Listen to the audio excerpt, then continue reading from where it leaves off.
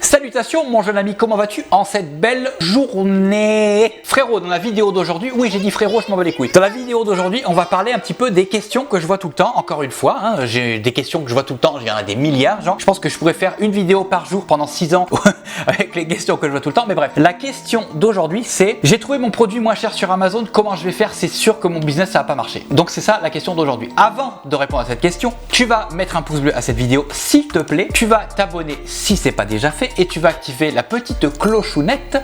Merci. Bref, donc on va répondre à la question tout de suite. La première chose que tu dois te dire et que tu dois faire déjà, c'est de te calmer. Si tu dois pas stresser en te disant que un petit concurrent comme Amazon va potentiellement foutre la merde dans ton business. Non. Parce que en fait, vous vous battez pas dans la même cour. Et je vais m'expliquer. Amazon et toi, vous faites pas la même chose. Vous n'êtes pas dans le même créneau. On va dire ça comme ça. Je m'explique encore une fois. Amazon, c'est une marketplace sur laquelle tu vas trouver tout un tas de vendeurs qui vont un petit peu se faire la bagarre les uns les autres. Et c'est celui qui sera le moins cher, généralement, qui l'emporte. Ça, c'est la première des choses. La deuxième chose, c'est que toi, tu ne vas pas faire. Alors, si tu me regardes et que tu fais du business sur Amazon, je comprends pas parce que j'en parle jamais. Mais j'imagine que si tu regardes mes vidéos et que tu fais du dropshipping un petit peu, entre guillemets, de la manière dont moi je le fais, tu fais probablement de la pub Facebook par exemple, et tu as ton site genre sur Shopify ou WordPress par exemple, et tu fais de la pub pour les produits qui sont sur ton site, ok? Dans ce contexte-là, tu n'as aucune chance que Amazon soit ton concurrent, tout simplement parce que vous n'êtes pas visible au même endroit. Tu comprends ce que je veux dire? Et je vais encore une fois rentrer dans les détails. Toi, ton but quand tu fais ta publicité pour ton produit sur Facebook par exemple, c'est de mettre entre guillemets le bon produit sous le nez du bon consommateur. Voilà, c'est ça que tu fais. Dis-toi qu'il y a 99,9999% de chances que les gens n'aillent pas voir s'ils trouvent ton produit moins cher ailleurs. Les gens ne le font pas. Il y en a un tout petit pourcentage qui vont le faire, mais dans l'immense majeure partie des cas,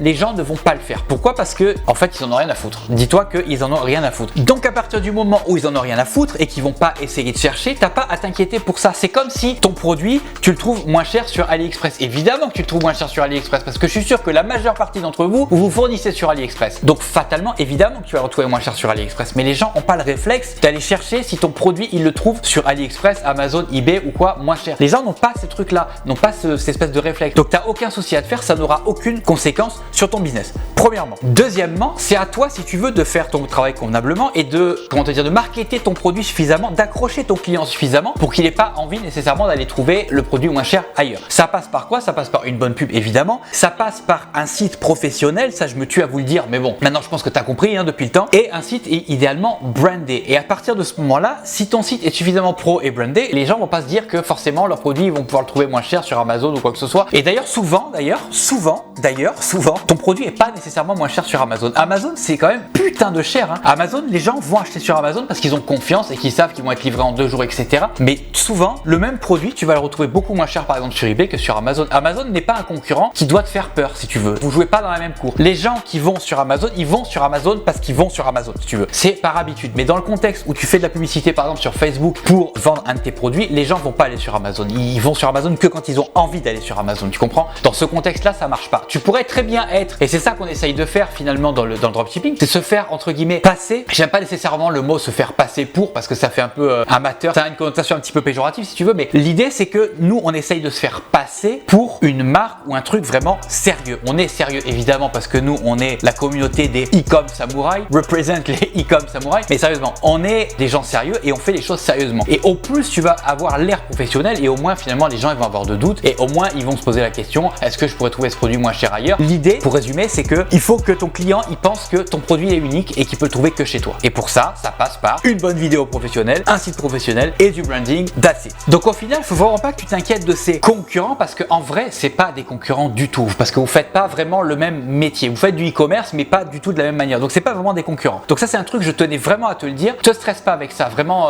te stresse pas avec ça. Et ça m'amène à un autre, si tu veux, cheminement de pensée, c'est que souvent les gens qui débutent ont tendance à se trouver des problèmes là où il y en a pas. Et ça c'est typiquement le genre de problème qui n'en est pas un, tu vois. Donc c'est j'ai de la concurrence donc ça ne peut pas marcher. Déjà là où il y a de la concurrence, il y a de l'argent à prendre. Donc déjà la concurrence, faut pas que t'en aies peur. Loin de là, bien au contraire. Ou alors les gens qui cherchent absolument le produit révolutionnaire, etc. Ça c'est pareil. Il y en a beaucoup qui ont du mal à se lancer, qui ont du mal à démarrer parce qu'ils cherchent encore le produit révolutionnaire. Mais tu sais quoi? Je l'ai toujours pas trouvé moi non plus le produit révolutionnaire. Et je pense que je passerai ma vie à le chercher et j'aurai pas assez de toute une vie pour trouver le produit révolutionnaire. Donc au final on s'en branle. Ne cherche pas le produit révolutionnaire pour te lancer. Ça on s'en fout. Regarde ce qui fonctionne, fais pareil en mieux et that's it. On réinvente pas la roue. Ça fait 10 millions de fois que je le dis sur ma chaîne depuis le temps à mon avis. Je pense que même cette phrase, à mon avis, tu dois la dire à ta femme ou à tes enfants.